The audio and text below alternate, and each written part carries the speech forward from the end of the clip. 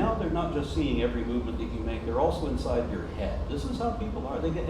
Just get more and more paranoid. Well, it's now called a useful fiction, right? Mind. Because my point here was that things don't need to be true to help people. You can have useful fictions that help people, that save their lives. I'm sure someone will note my obvious disadvantage in this debate, and that being my association with the Satanic Temple, a religion that actually does more good than harm. So to avoid any accusation of hypocrisy, I must point out a couple things there. One, I paid $25 for a membership to the Satanic Temple where I hold no position or title, and having membership technically does make me a Satanist, but I paid for an ordination with the Universal Life Church, and I simultaneously have another ordination with the Church of the Subgenius, also known as the Church of Bob. And I have a third ordination with the Church of the Latter-day Dude, which makes me a dudist priest, man. Satanism doesn't have any beliefs apart from an agreement with the 7 tenets, which only amount to a very short list of social ethics, not any declaration of faith. As a matter of fact, one of the 7 tenets specifically condemns faith, saying that beliefs should conform to one's best scientific understanding of the world, and that one should never take care never to distort scientific facts to fit one's beliefs.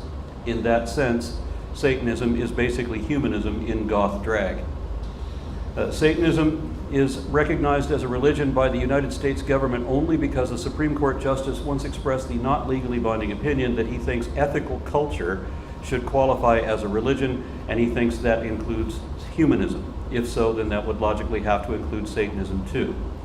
I have a different opinion. I think it's hilarious when believers in traditional religions try to project their own faults onto me by falsely accusing me of scientism. Or they say that the rejection of religion is a religion, and that evolutionism is a religion, but those same people say that Satanism is not a religion because they don't have a consistent definition of what a religion is, and the US government doesn't either, but I do. As I understand it, every concept that is commonly accepted as a religion by both its adherents and its critics is a doctrine of ritual traditions, ceremonies, mythology, and the associated dogma of faith-based belief systems, which all posit the notion that a supernatural essence of self, be it a soul or consciousness, memories, etc., may in some way transcend the death of the physical body to continue on in some other form. That is the definition I will adhere to in this debate. It applies to every traditional religion and only to religion, but not to any of the positions I hold, nor to any of the organizations to which I belong. Because Pastafarians don't really believe in the flying spaghetti monster, just like the subgenii don't really believe in the slackmaster J.R. Bob Dobbs, and no one really believes in the invisible pink unicorn, and Satanists don't believe in Satan, like Christians and Muslims do. Otherwise, Satanism might be the only religion that does more good than harm, but they cannot compete with the long and bloody history of racism, nationalism, sexism, holy wars, interdenominational conflict, stoic opposition of progress of any kind, but especially on social issues, and the oppression of dissension that we've seen rampant in Christianity, Islam, in Hinduism, Judaism, and most other religions as well. Groups who tend to treat heresy, blasphemy, and apostasy as capital crimes, and in denial of one of our most fundamental rights, the right to free thought, the right to think and believe whatever we do for whatever reason makes sense to us. Religion would deny us even that. I find it amusing that TJump wants to debate whether religion does more harm than good. The question allows that we both understand a long list of horrors. We both understand the long list of horrors that have historically been and currently still are being done in the name of every faith. And we can both accept that maybe there's some placebo effect in believing allegedly harmless white lies for whatever that's worth. Nor do I feel the need to bring everybody down by listing myriad atrocities done in the name of some religion or another popping up in the news of any given week. And I honestly think we've heard enough of that, and we don't need to hear about it anymore. And wouldn't that be nice if we didn't have to hear about any of the persistent evils of religious faith anymore? But it never ends. And I'll admit that modern religion has had to adopt some kind of public relations. It's not like it used to be, where they used to be the ultimate authority and were totally criminally corrupt. And consequently, some churches really do donate to charities sometimes. Although in Dallas, where I live, we have scammers like Kenneth Copeland, and we had Reverend Bobby Tilton, who took in tens of millions of dollars for an orphanage in Haiti until it was discovered that that orphanage never existed. Catholics really do have orphanages around the world, and only sometimes do they rape little boys, and very rarely do they murder all their indigenous students and bury them in secret. And some religions, like Jehovah's Witnesses, only offer charity to their own, and Mormons only help those who are on the rolls for paying tithe. My mother is one of those who typically pays 10% of her gross, and the more desperate her situation becomes, the more she pays, because she thinks she's buying blessings, when really all she's doing is keeping herself accursed. The LDS helped her out with a few bags of groceries every so often, and I appreciate that, although what they gave her in groceries during the hard times were less than what she usually paid in tithing. That and the Church of Latter-day Saints is one of the smaller and newer religions, yet they are also reportedly already the richest religion on the planet, richer even than the long-established and global Catholic Church. So how the LDS manage their charity is clearly not doing as well or doing as much good as they could or should. And isn't it sad when believers will pay more than they can afford in order to be healed by some fraud who never had that ability? Or worse, when the mentally ill are abused by some idiot who actually thinks he's exorcising demons. The question isn't whether any religious person has done more harm than good, nor whether most religious people have caused more harm than good. It's whether religion as a whole is doing more harm than good. And whenever I argue religion with believers, I have to ask, what is the advantage or benefit of being completely convinced of things that are not evidently nor even possibly true? Because there's never been any support for anything supernatural and no support for mind-body dualism, neither in neuroscience nor even in philosophy. But all religions depend on that. Even Christian scientists admit that the story of Adam and Eve is genetically impossible and is only mythology adopted from neighboring polytheism. Anthropologists know that the Tower of Babel never happened. Archaeologists know that the Exodus never happened and that Moses never existed. And many different fields of science can all prove that the global flood never happened. All religion is a denial of reality to some degree, to believe in things that are not supported by anything. The difference between moderate faith and religious extremism is just how much of reality is being denied or ignored. Whenever this comes up, believers ask me what harm there is in believing things that are not true and repeating baseless assertions as if they are true. The question always comes down to what's wrong with lying? And the first thing wrong with that is that somebody might believe it. Belief informs actions, and misinformation is misleading, often to horrific ends. Lest we forget that the Bible and the Quran, and Hindu scriptures too, include commands that unbelievers should be killed, even if they're close family and friends. And we know that earlier pagan religions did the same. Each of these religions also endorsed the suppression of women and encourage behaviors that are irrational, illogical, and objectively immoral, and that people should pursue these awful behaviors with unreasonable conviction and righteous zeal. For example, later today, we're going to have a debate over child marriage, because the Bible and the Quran both support that. I have also seen a number of studies showing that mere intrinsic religiosity still has mentally debilitating effects. There is a detriment to your ability to reason if you've been conditioned by the threat of a fate worse than death that you have to make believe impossible absurdities even when all the evidence says otherwise. One study shows that non-religious children are more capable of distinguishing facts from fiction than religious children, who are more susceptible to deceptive fantasy. Another study from the Journal of Religion shows that students' performance on reading, math, and science tests were all recognizably hampered by several forms of parental religiosity, even when it is merely intrinsic. Another study shows that nothing fails like prayer. Not only do prayers not make anything better, they actually make things worse, even in health-related situations, such that prayer fails even in the instance where it should have had a placebo effect. Yet another study shows that religious people mistake mental health to be a spiritual problem and will seek spiritual guidance from clergy who don't know any better, rather than seek psychiatric help, which they've been conditioned to distrust. And one more study, funded by the Global Center for Religious Research, found that a third of Americans have experienced religious trauma. Some of the symptoms are nightmares, shame, depression, fear, stress, and anxiety. 90% of us know someone like this. So does any institution that has traumatized at least a third of the U.S. count as mostly bad or good? Look at it this way. If a medication left 30% of the recipients mentally ill, Would it be seen as mostly good medication? Now extrapolate that back to traumatizing 30% of America. And also, that is leaving out the percentage of people who are causing religious trauma with physical and mental abuse, which I'm sure we'll talk about shortly. All for a belief in an indefensible absurdity with no truth in it. Thank you. Thank you very much for that opening, Aron. We'll switch it over to Tom for his opening as well. Thanks for being with us, Tom. The floor is all yours. Thank you, James. Thank you, Aron. Appreciate the opportunity to be here. Thank you to the audience for coming. Really appreciate the support. We need you guys to be able to keep these things going. So thank you. Like and comment and subscribe to me and James, but mostly me. The topic today is, does religion cause more harm than good? The harm caused by religion, there is a lot of it. I agree with the vast majority of what Aron said. Religion has caused 7% of wars and 11% of the deadliest atrocities, according to the Encyclopedia of Wars. These wars would not have happened if there was no religion. Religion does cause bigotry. It does hold back scientific progress. For example, in the Islam of the 1200s famously outlawed math and trade, which set them back thousands of years. Newton famously argued that the orbits of the planets could only be explained by a god, famously debunked by Laplace. It holds back moral progress, women's rights, Indian slavery, workers' rights, animals' rights, racism, guilt, manipulation of children, ethnocentrism, homophobia, militarism, all the things are listed. It does do that for some people.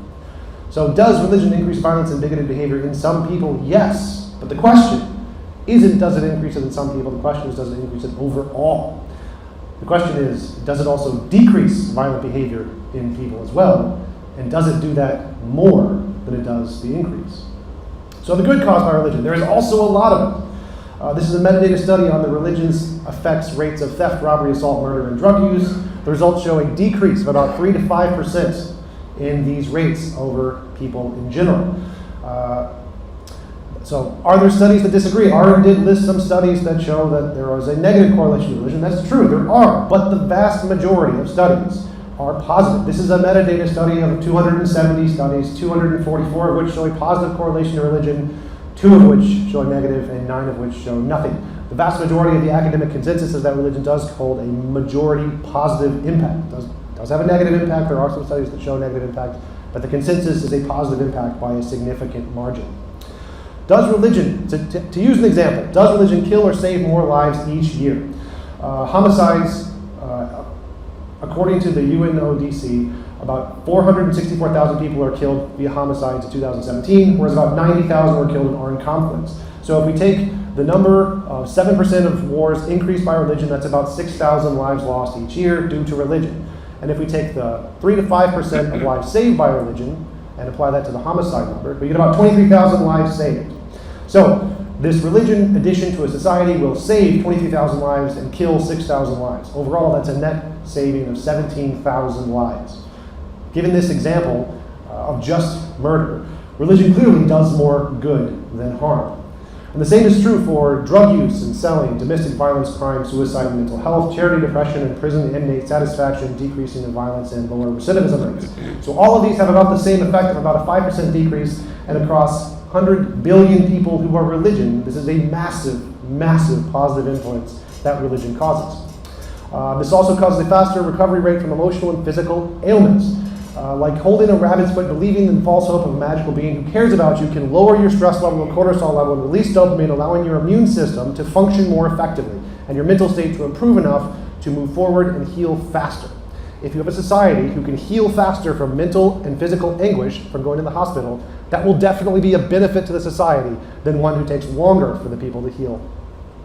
Recovering from religious emotion, there's in a Cosmic Skeptic recent interview with Within Reason podcast, he mentions that the religious people who wear straps around the Bible around their neck to prevent getting invaded lowers their stress level and helps them to move forward in life. And he also mentions another study where Israelis during the Lebanese-Israeli war would pray daily, and those that did had a lower sense of terror and a lower stress level, and this effect was magnified the closer to the front of the war that it took place. This is an example of how religious belief can lower your stress level and help you to function and move forward in life in very difficult situations that is much harder to gain from a secular worldview. And so in difficult situations, having a religious ideology can help people to function and grow the economy and live and promote life much faster than a non-religious ideology in many cases. Priming. Religion also provides an effective priming. Priming is when you tell someone about the Bible or moral things before they take a test or do some kind of work.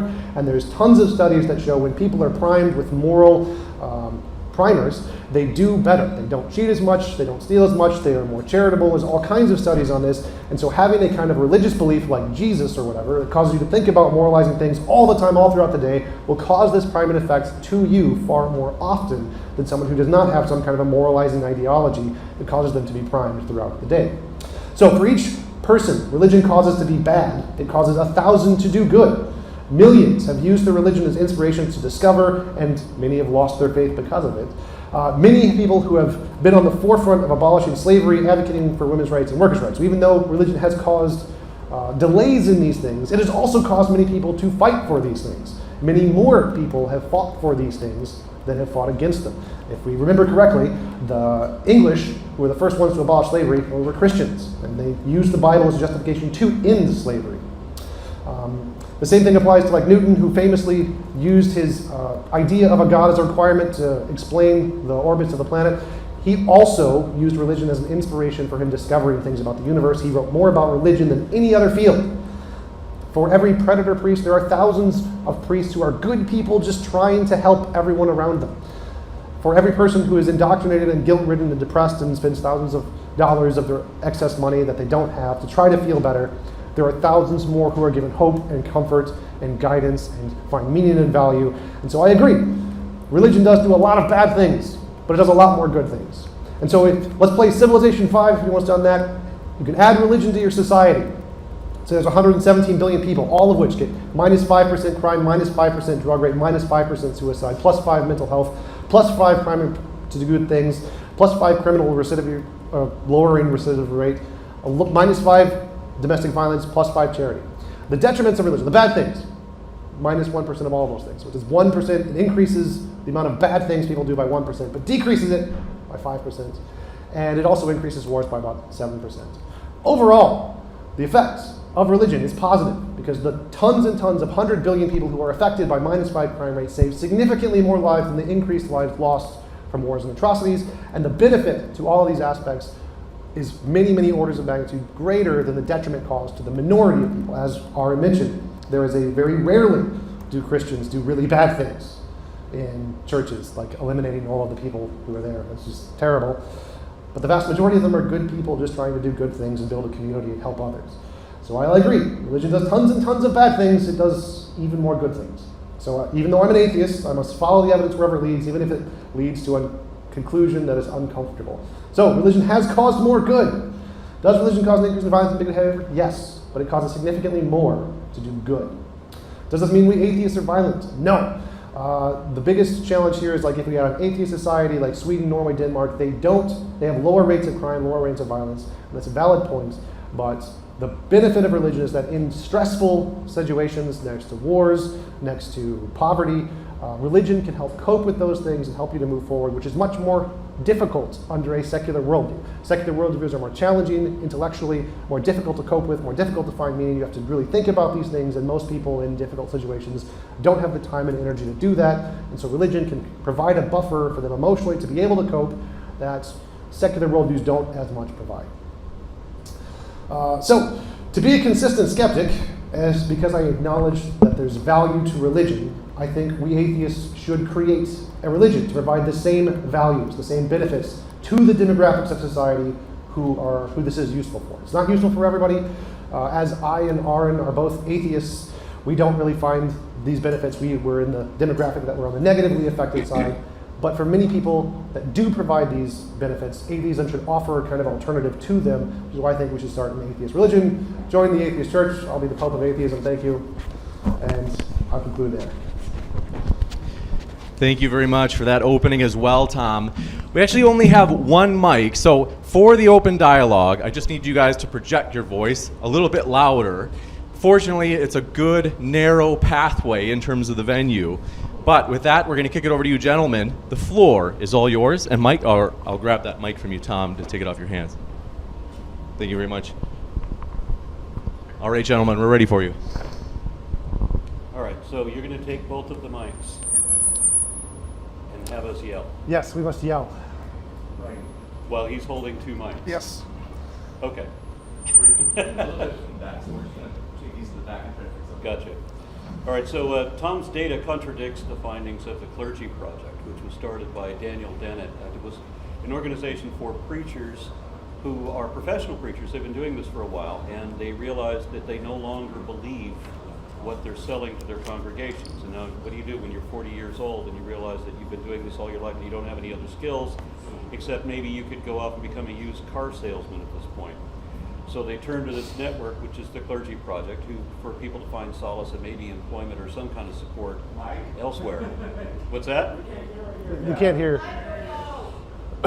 James, we need the mic. Well, let me just rethink this. I'll do this a little better. I think you can hear me this way. Okay. Tom's data contradicts the findings of the Clergy Project, which found that preachers... Okay, thank you. I was starting to have fun with that. Like old-timey church, right? Anyway, what these preachers have noticed, what the Clergy Project had noticed, was that a trend in all of these preachers that gave up religion, they were lifelong believers, and when they gave up their religion, they found that they were less prejudiced. They were more tolerant, they were more liberal, they were more forgiving, and more curious. And so they would often go back to school and learning science and things, lamenting the things that they'd never learned before.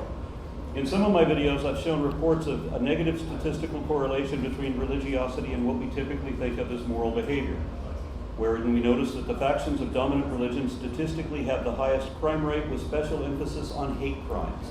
Religious people have been shown to be more likely to condone the killing or torture of prisoners, where non-religious people are more likely to consider that morally wrong. But it gets worse, because the most religious countries also have the highest murder rate, and the same is true for the most religious areas of the United States. The higher the religiosity of a given populace, the higher the murder rate. Nations that are more secular show the opposite tendency. Where the less religious they are, the more peaceful they tend to be. And here in the United States, evangelical Christians have the highest divorce rate and the highest rates of teen pregnancy and of abortions also, which isn't surprising in areas that teach abstinence only instead of offering sex education. Here in Texas, we've had consistently, when we were teaching abstinence only, we had consistently had the highest rates of repeat teen pregnancies. Although I did read a newspaper article that actually said that teen pregnancies decline after they turn 20, when they're no longer teens. Yeah. But it gets worse still. Students in private religious schools where evolution is not taught are statistically more likely to get an abortion than their peers in public schools where evolution is taught. And this is a testament to the hypocrisy and shows what a colossal failure the policies of the religious right have always been. But it gets even worse than that. Child Protective Services and other agencies report that a significant majority of child abusers and molesters identify as very religious, and the more religious they are, the worse offenders they are with younger and more victims. And for some of us, all that matters is whatever is really true. Only accurate information has practical application, so we want to know what is true and not be fooled into believing things that are not true. So I agree that religion does cause harm, cause many people to do more harm. But the question is does it cause more people to do good? So what about what I presented? Do you disagree with that it causes more people to do good? Are there more pastors out there who are actually helping people, who are trying to find homes, who are giving their time to comfort people, to give emotional support, especially in needs in hospitals, where they go and pray with someone and that lowers their stress level and helps them to cope better? Why would the fact that it causes some people to do harm negate the fact that it does more people to do good? You're assuming that religion you're just assuming your conclusion that religion mostly does good, that most people are trying to help people by telling them comfortable lies. Yes. So I went to Children's Hospital in Dallas, and I had a meeting with their what do they call it? They're not chaplains, yes, they're chaplains there. And they wanted to know from an atheist how to help parents, because they're having more and more atheist parents with children in the cancer wards. And they said to me that one of the things that they would say to believers, the things they would say to believers to make them more comfortable, she's an angel now. God just needed another angel, and she's in a better place now. Just a little bit closer. All of that. And they said that what they noticed was that not only were these things not comforting to atheists, they said that it actually enraged them. I'm like, well, yeah, that's no surprise. And they wanted to talk to me, and I had a room of like 8 or 10 of these chaplains asking me, well, how do we help atheist parents? Well, that's a great thing. And I'll concede to you, these chaplains want to help atheist parents, not just people in their own congregations. That's great. But I said, here's the challenge. The lies won't cut it. We need to see your empathy. We need maybe a hug, maybe a tear, just something to acknowledge that you understand what we're going through, because there is no lie that will help us. I mean, I had a friend who's a genuinely good guy, who's a Southern Baptist preacher, who told me when my own daughter died in Children's Hospital of cancer, not my daughter, my granddaughter, sorry. When she died in Children's Hospital, when she had her second relapse, leukemia, and we knew where that's going, he comes up to me, puts his hand on my shoulder very solemnly, says, I'll pray for you. So I said to the guy, imagine you've got a 4-year-old girl comes up to you, and she realizes you have a terrible problem you need to deal with. This 4-year-old girl comes up to you and says she's going to write a letter to Santa to get you the help that you need. And she believes it. Does that give you comfort? No. Now imagine she's a 40-year-old fucking man. And she's telling you the same stupid shit. So that's the problem. It's still a lie. It may be comfortable. It may be a white lie. It made people, and like this guy. This guy was a good guy, and he became a Christian because he thought that good equals God, and godliness is good, whatever. So he's got this association going on. But it's not. He was a good guy anyway. If he was an atheist, he'd still be a good guy. His religion isn't causing him to do anything. He's just naturally inclined to do that. Well, just to jump in there, so if he did that to a Christian, would it make him feel better? If he did that to, apparently some people like being lied to. Yeah, so and lots of people are Christian, right? So if he goes up to, say, 100 people in a hospital, one of them is you, one of them, which obviously would hurt you, hurt me, because we are insulted by that, we are ex-religious, we don't think it's a valid ideology. But for the 90 other people... I don't want to say hurt or insulted. I mean, that's obviously irritating. The point is that the 90 other people he went to that day, he helped. He made them feel better. He made them feel comforted. He allowed them to emotionally cope with the situation and move forward in life. And so even if he did harm you in some way, which is not the right word, but the majority of the work he did that day was positive. He helped more people by a significant margin than the amount he hurt. Okay, so you're saying it's okay to tell white lies to people who like to be lied to? Yes. If they already believe in lies. Has your wife ever asked you if she looks fat in these jeans? Would you like to plead the fifth? We've had very interesting conversations about that, because I'm not going to lie. I'm just not. And but I will make sure that she understands, like, you are beautiful, dear. She knows I mean it.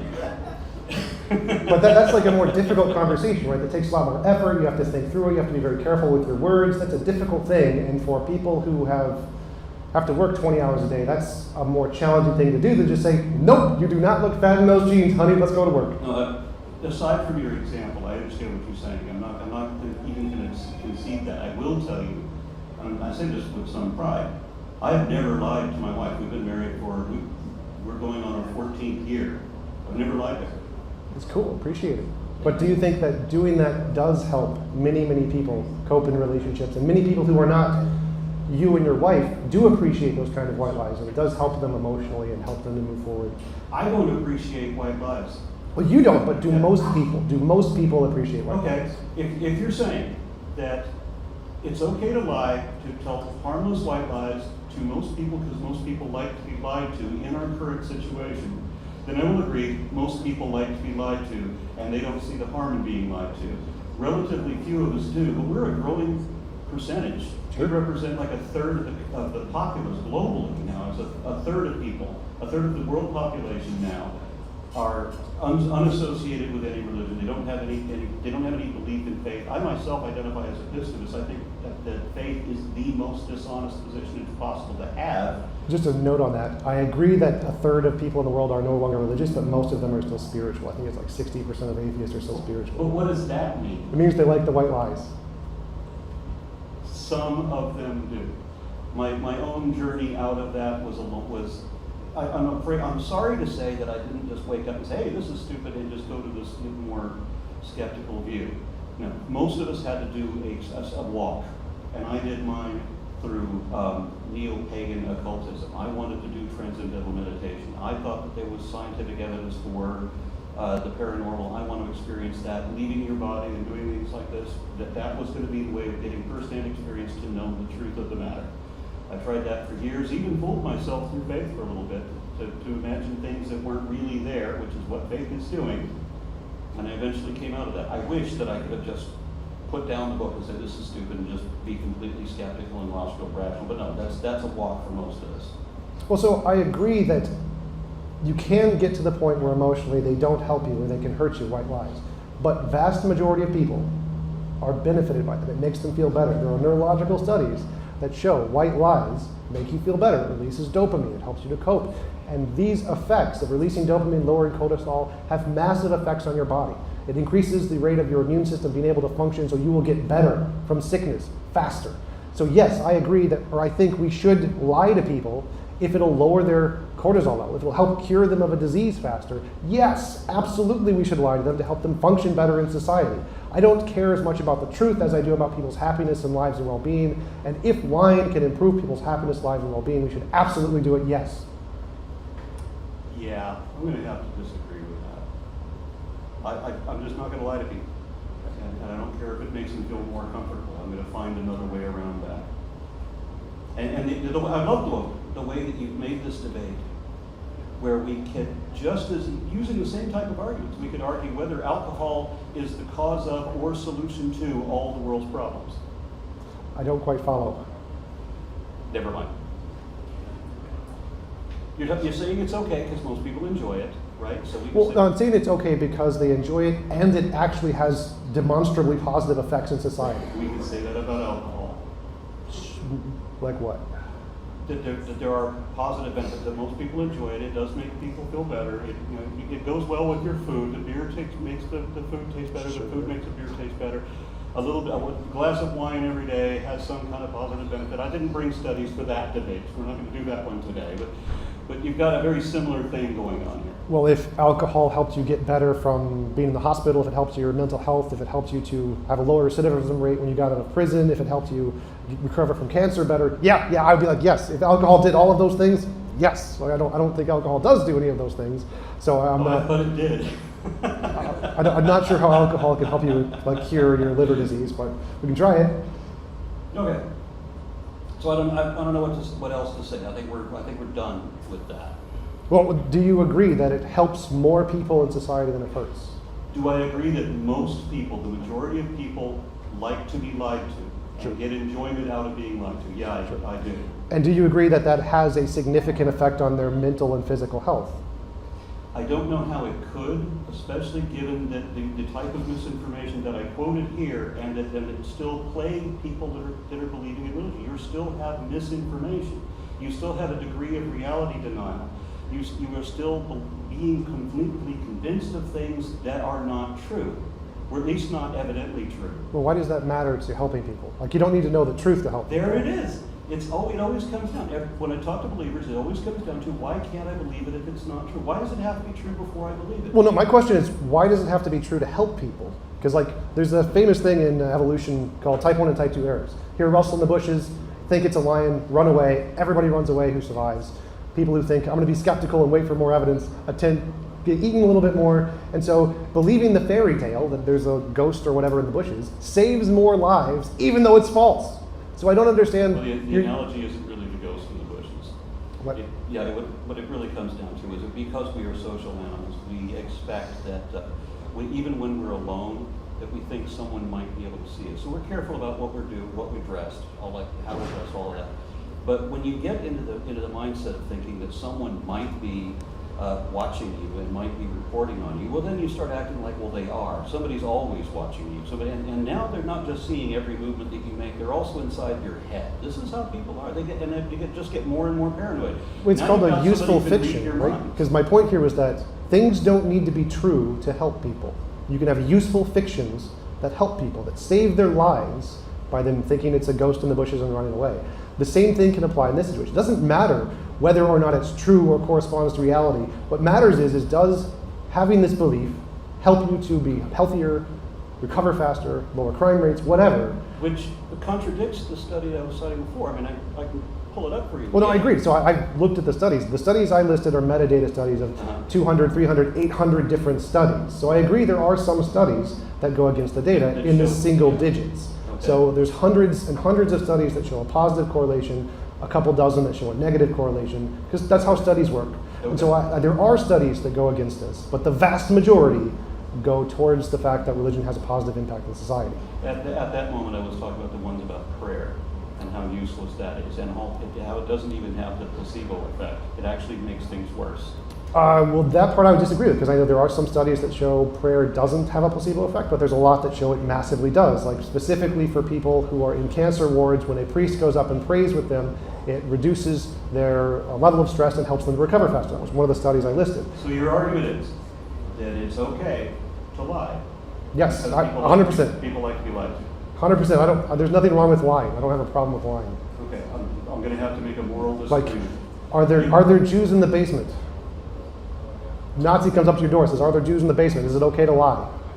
My position on things like that, these type of moral dilemmas, is that lies and violence are in the same category, and both should be like last resorts, and maybe inexcusable even in cases of self-defense. Maybe inexcusable. Well, I'm not sure what you mean by a last resort there. So, like, if this will cause Desperate people... situations. I mean, you resort to Well, violence just to clarify, in desperate situations. I got that part, self-defense. but Okay. the question is where you define a desperate situation. If someone is in the hospital and they can recover faster by like days, weeks, months, 5% or whatever, by telling them a lie, that seems to count as a desperate situation, because if you apply that to millions of people who can all get faster, 5% better, and go back into the workforce and function in their lives, that's a huge benefit. If you can save 5% of lives, that's desperation. That seems like it's a completely justified reason to lie at this point. Okay, so you're saying it's okay to lie because most people like to be lied to. Because it saves lives, yes. 5% faster, according to a number of studies. No, that's not saving lives. 5% of 100 is 5 lives saved. We were talking, you said 5% faster in their recovery. Right, so that was one of the recovery's risks. still happening. It's just somehow, Yes. it's just, they're estimating that it's happening 5% later, the people who are faster, the people who believe the lies. So I also mentioned murder rates, it decreases by 3 to 5%. And I also mentioned how we have all these reported studies about how these the crime rates are higher and worse in the most religious areas. Because it's And the poverty. child molesters are the worst when they're the most religious. Those are also included in the studies. So as I mentioned, it does increase violence in some parts. And the reason murder rates are higher in more religious societies is because more religious societies also have more poverty, and more poverty causes more crime. So that's all accounted for in the studies I mentioned, which is why the vast majority of them show a positive correlation. And also in the cases of people who do the prayer, right? They're talking to themselves, imagining that they're talking to somebody who can read their minds. And it doesn't matter who you're talking to. It doesn't matter if you're talking to Xenu telepathically, an alien somewhere. You're talking to the ghosts of your ancestors. You can talk to a bloody handprint on a volleyball, and eventually they'll start talking back. This is a mental condition that should be avoided. I think a mental condition is something that leads to negative side effects. If it leads to positive side effects, it's no longer a mental condition. Okay, you're reporting there are positive side effects. Yes. And you're accepting that there are also negative side effects. And Absolutely. These are lifelong. This is Some not of just, these people have these misinformed beliefs. They are misguided their entire lives. So that's a problem. And they also turn away from real medical help because of their religious belief. They deny medical help because they want to be healed, or because religion forbids them from this, or because Some of them. Majority of them don't. So I do agree there are people who are like anti-vaxxers, but that's this vast minority of religious people. Like as I mentioned before, there are lots of negative side effects of religion to a small percentage. But the positive side effects are far more. So I agree, it does cause some people to be anti-science, like young earth creationists. Most Christians aren't young earth creationists. So the fact that you keep listing these negative side effects, but you're not contrasting them to the positive side effects, the people who are benefited by these things. So I agree, if you always look at the bad I can't things. see it as a positive side effect when you have, okay, these people like to be lied to. That's not a positive side effect. Okay, they feel better because they've been lied to, because they like to be lied to. That's a problem that needs to be fixed. Well, if they live longer, recover faster, and do more things because of that lie, I see that as a benefit. Like if I'm comparing two societies, they like to be lied to but have less crime and less murder. I'm like, that's a better society. I don't care about the lying part. Who cares about that? I want the lives saved.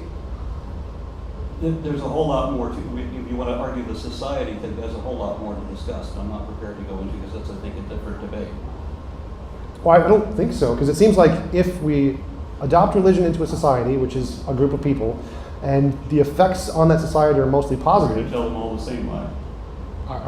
Well, any religion in this context? I'm not specifically picking one religion, but Or we're going to have different people believing different lies. Sure. And the different lies tell them that I'm better than you because you believe Sure. something different. yep, that's So then fine. we're going to be judged by what we believe. Yes. Not what we do, what we believe. Sure. And that causes the positive impacts that I demonstrated in my slide. So even though it can cause an extra 7% of wars, an extra 11% of atrocities, it saves vastly more lives than it costs, even with the level of derision between religions. Okay, I'm going to concede at least that most people, unfortunately, like to be lied to. Thank you, I'll take that. All right, I think we're done. You got it.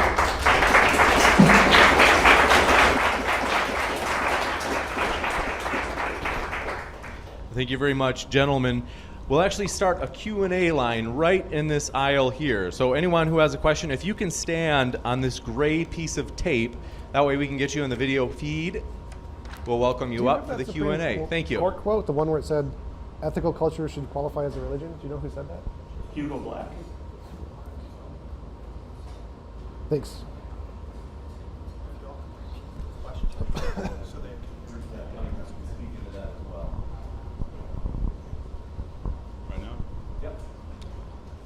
Hey, how's it going, guys?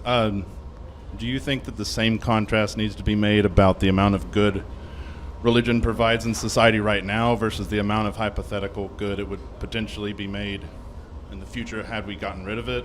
In other words, would we be better or worse off without it? Did you hear that question? Yes. So he asked if we should contrast religion and the effects it had to today as opposed to if we replaced it early on and had a different ideology, what effects would that have? So I agree that religion is not the most effective ideology and there are other ideologies that are better.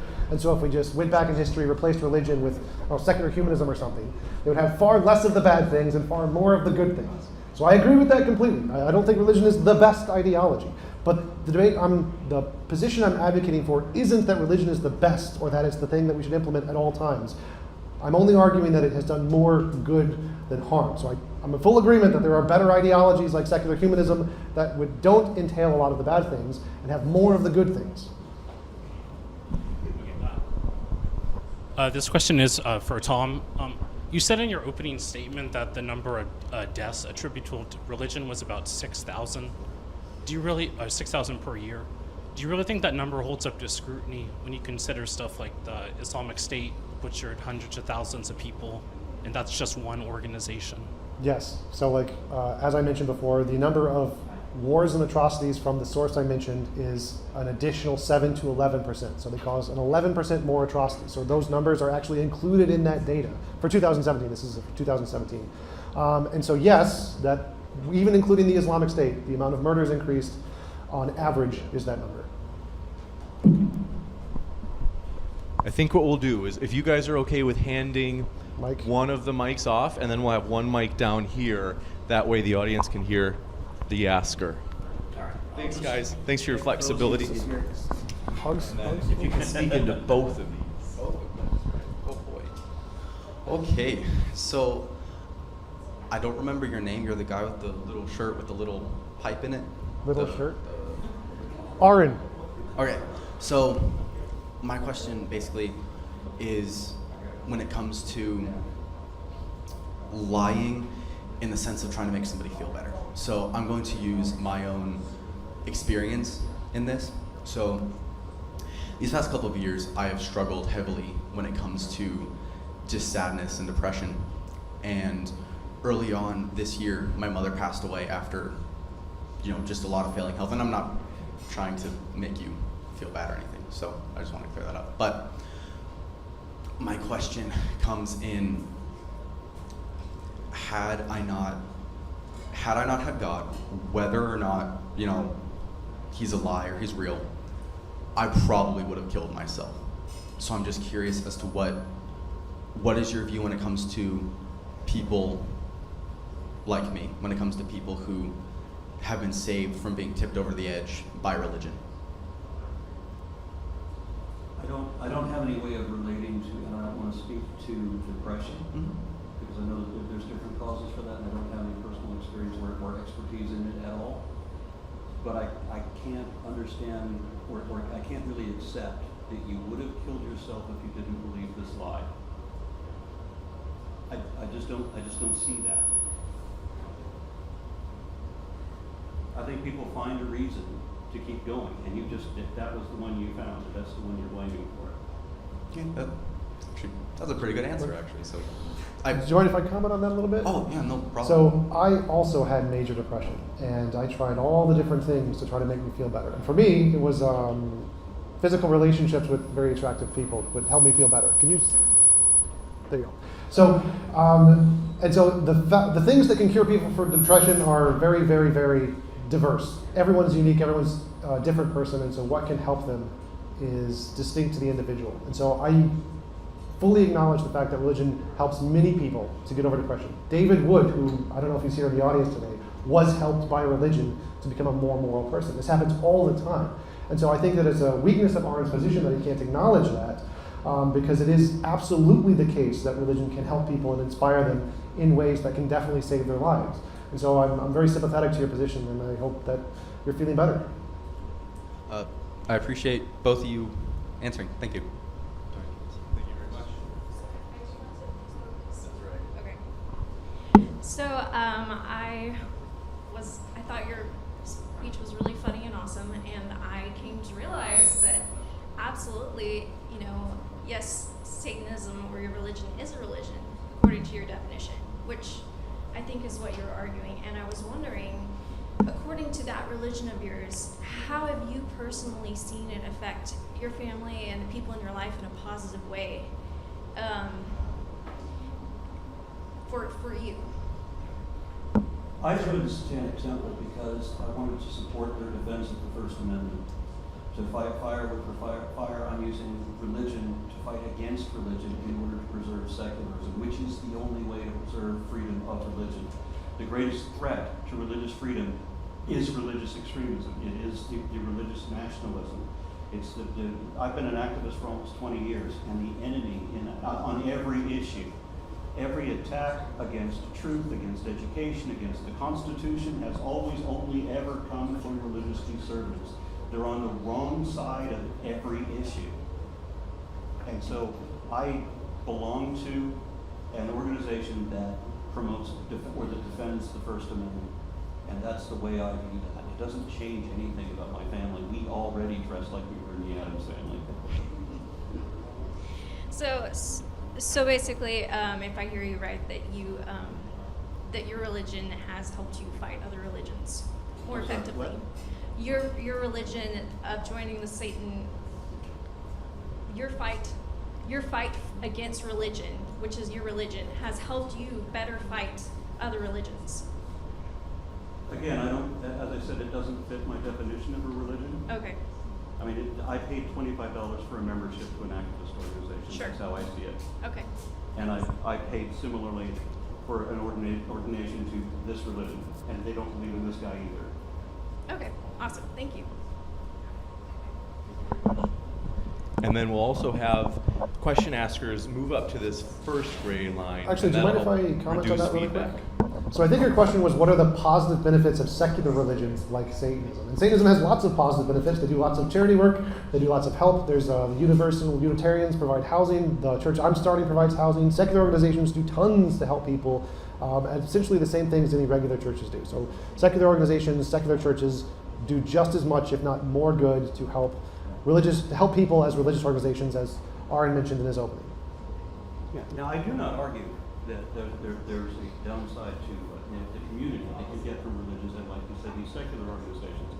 But the secular organizations, as I said, if they don't have a faith-based requirement, if they don't have required beliefs and prohibited beliefs, and they're not a belief system, then they're not a religion. It's the doctrine that makes it, it's the faith that makes it a religion. If the faith is also the problem, because it means that you are being completely unreasonable about your position. Well, so I agree that's I agree that's an important aspect to religion, and I base my religion off my belief in objective morality, so I agree with your definition there. I don't see it as a problem. I don't think faith is an issue. I think believing what makes you happy is more important than believing what's true about reality, and you should only focus on reality if that's what's important to you. Okay. Yes. Both of you can address can you hear me? Yep. First of all, I am surprised to hear from an atheist kind of support for some positive notes on religion. Now, I would like to touch a little bit on religious extremism. I would like you both to touch a little bit on religious extremism. There is no Baptist terrorist organization. There is no Methodist terrorist organization, but we do have the same in other ones. Would you like to touch both of you can? Well, we do have Baptist terrorist organizations. Can you name one? The names escape me right now, but there are. I think in time, I'm going to have a moment on the internet. I can show you that most of the terrorist activity have been identified as such by the definition. Have actually been done in the United States in the last 10 or 20 years. They've been by right-wing Christian organizations, particularly Christian nationalists. I can think one name comes to mind, the Christian Identity, which was the organization that was, they were the ones that blew up the Murrah building in Oklahoma City in the 1990s. So that they're one. And then I wish I could remember the other names for the more recent groups, but there are a few of them.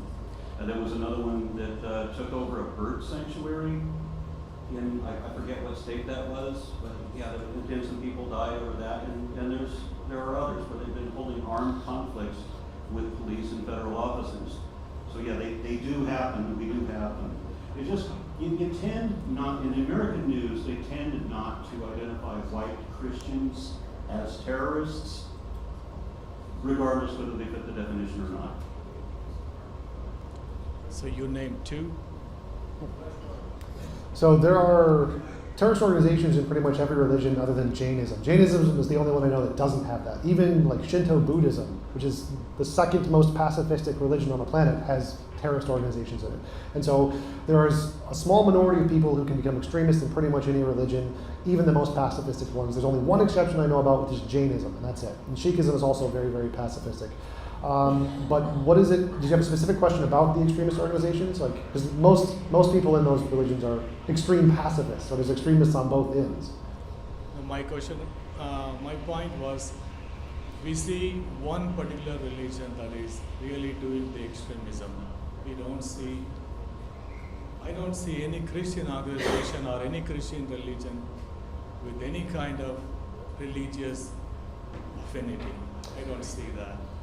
Oh, well, moral progress in our society has pushed most people in Western progress societies to become more moral. But back in the day, there were crusades, witch hunts, mass murders, genocides, all kinds of things done by Christians. Luckily, most Western society where Christians are predominant have progressed past that, but they were the most terroristic in the world at one point. Yeah. I don't want to take more time. I'll leave it to others. Thank you. Very much. Appreciate it.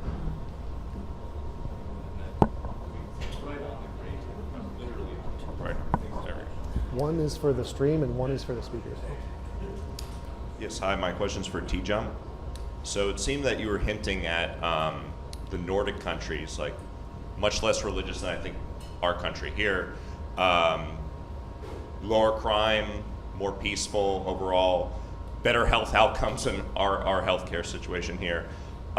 When you had your slide about with the civilization game, it was like 4 or something like that. why wouldn't you run that as everyone's the Nordic countries, not there's religion? That goes back to the original question. So my argument here is that religion is the best ideology. There are other better ideologies, and secularism, once you get rid of all the poverty and war and stuff, is significantly better at everything.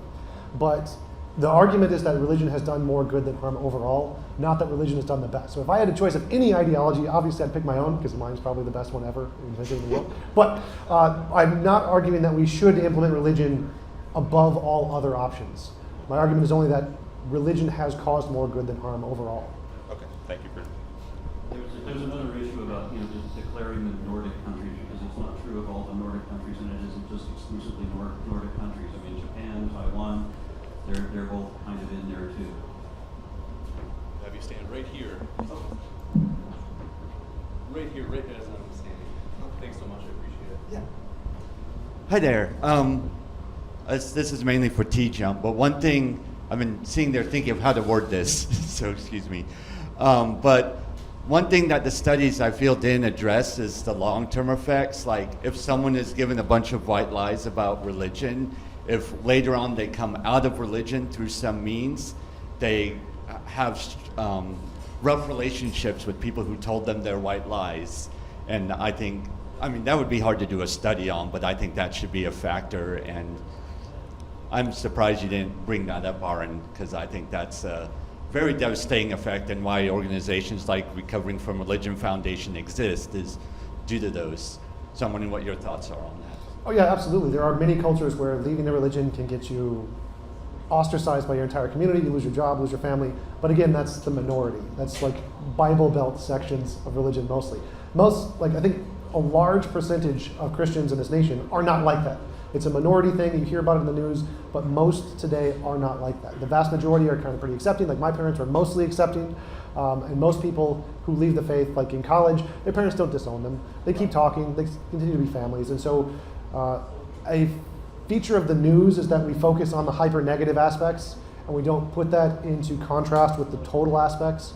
And so I agree that that is a problem and a negative aspect, but it's the same with the other data I presented. It's like a negative 1%, but like a plus 4% on the people who are accepting.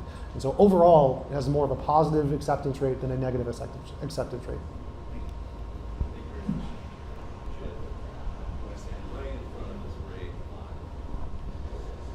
Hello. My question is, if you believe it does more harm than good, that without religion, morality tends to become relative and not as predictable and fixed? No. So there's a few surveys, there's a survey done on professional philosophers. 72% of professional philosophers are atheists, no God. Then they take the hard position God does not exist. But 65% believe in objective morality. So it's a belief among the public that you can't have objective morality without God, but that's totally false. There are tons of objective moralities about God. Like there are religious positions like Buddhism where you have like a karmic field. You don't need morality without a God. That's pretty much a symptom of the fact that in our culture, we're told that God is the only possible basis of objective morality, but it's just false. Like there are lots of models of objective morality without God. I have one, and so it's just not true. You agree with him?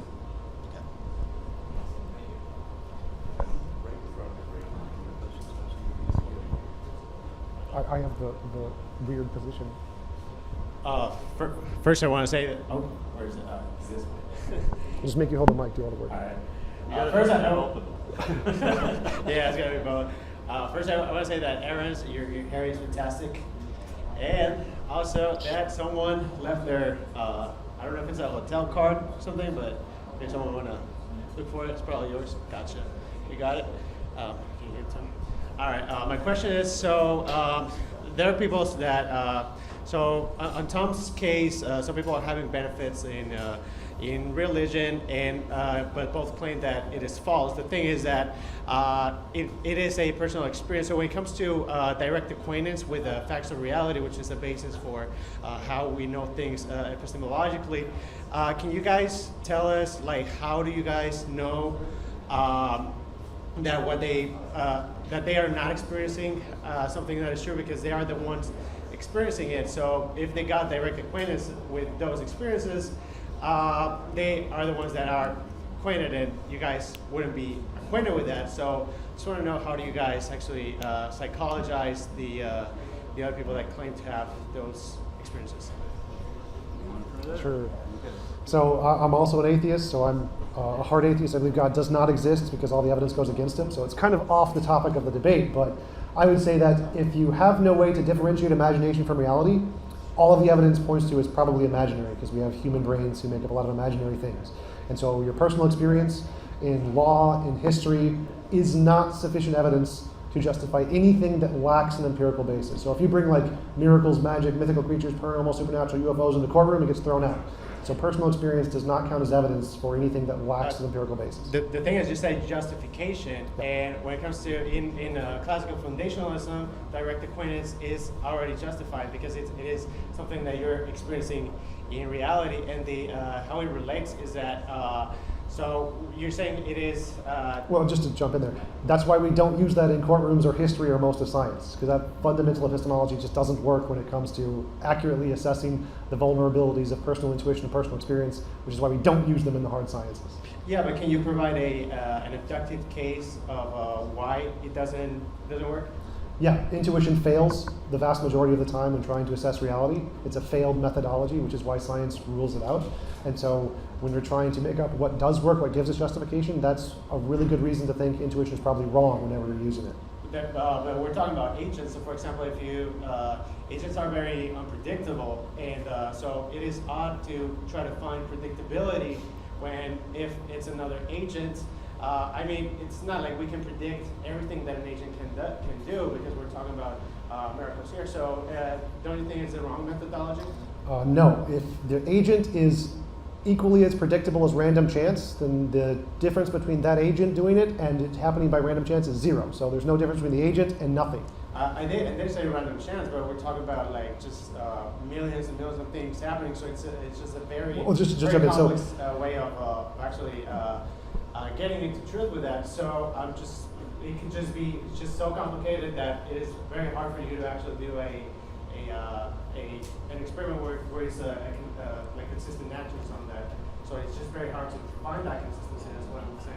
All of the data shows there's no difference between a God or conscious agent doing and random chance and nothing existing doing it. So what's the difference between a God who does nothing and something that doesn't exist? There isn't one. So that's why science does not accept any of this personal experience stuff. It's terrible evidence. We've proven it's terrible. We know psychologically it's terrible. It is not a good reason to believe something is true. You said it. Okay, yeah, so for example, The last question I can give you, and then we got to go next. yeah. No, all right, that's fine.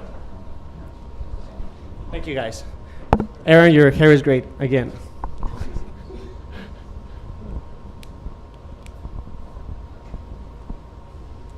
Hi, this is for Tom for clarity on some of your arguments. When you were citing the studies, research on religious practices for being parascapulous and such during the nervous system, was the belief in the supernatural a proven factor, or were other things such as physical awareness, mental focus, community, and just belief in improvement in general also tied? Yes, all of those were controls in the study. So the study was specifically done contrasting a control group of non-religious, non-believers and a belief of believers and praying and those kinds of experiences and beliefs in the supernatural. Awesome, thank you.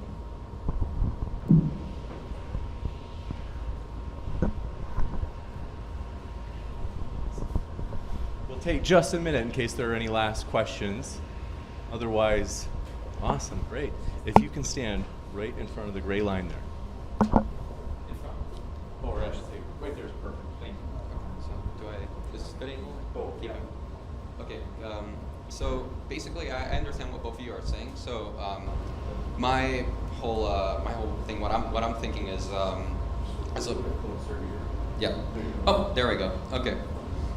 I was thinking that, you know, in the short term, right, as religion might do more good than harm, I'm thinking that in the long term, right, you're spreading like logic that, you know, you're having more people fall into weaker arguments and you're spreading that. And in the long run, I think that you're not really, like, how do I say it? You're not like worsening or you're not bettering the issue, but you're still keeping that.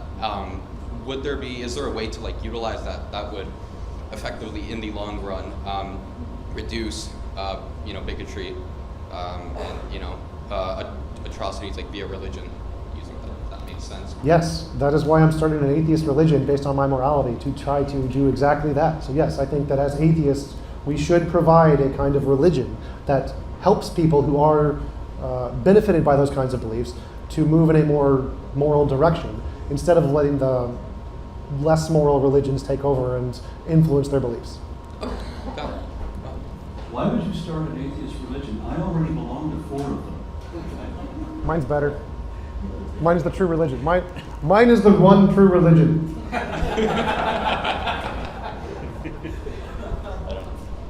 appreciate it. Thank you all. Thanks so much. Let's give our speakers one last round of applause.